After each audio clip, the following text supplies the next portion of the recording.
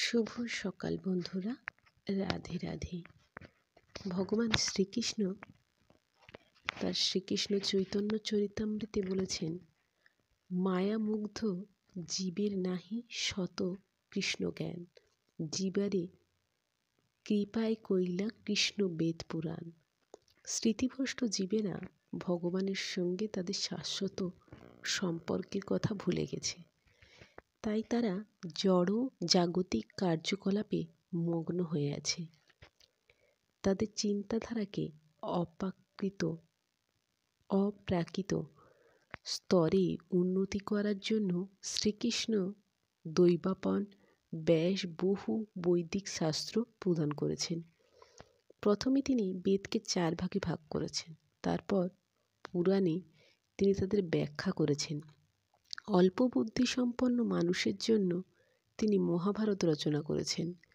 এই মহাভারতে তিনি ভগবদ্গীতার বাণী প্রদান করেছেন। এরপর তিনি সমস্ত বৈদিক সাহিত্যের সংক্ষিপ্তসার বেদান্ত সূত্র প্রণয়ন করেছেন। বেদান্ত সূত্রে ভবিষ্যতে মানব সমাজের জন্য সহজবোধ্য করে তিনি তার স্বাভাবিক ভাষায় শ্রীমদ্ ভগবদ্ গীতা রচনা করেছেন। মনোনিবেশ সহকারে এই সমস্ত বৈদিক সাহিত্য অধ্যয়ন করা আমাদের একান্ত কর্তব্য।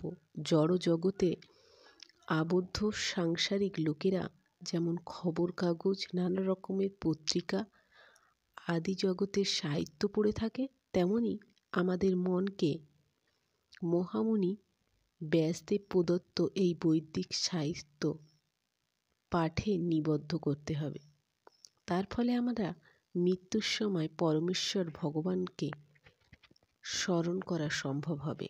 এটি ভগবানের দ্বারা প্রদত্ত একমাত্র প্রথা। তার ফল সম্বন্ধে সুনিশ্চিত করে তিনি বলেছেন, এতে কোনো সন্দেহ নেই যে তুমি আমাকে স্মরণ করো, তোমার স্বাভাবিকভাবে তোমার কর্ম কি করা উচিত সেই সম্পর্কে তোমাকে ফল প্রদান করব। মন ও বুদ্ধি আমাতে অর্পণ করো, কার্য সম্পাদন করো, নিঃসন্দেহে তুমি আমার কাছে আবার ফিরে আসবে। তোমার কর্মই তোমার জীবনের উদ্দেশ্য সফল হতে সাহায্য করবে। তিনি অর্জুনকে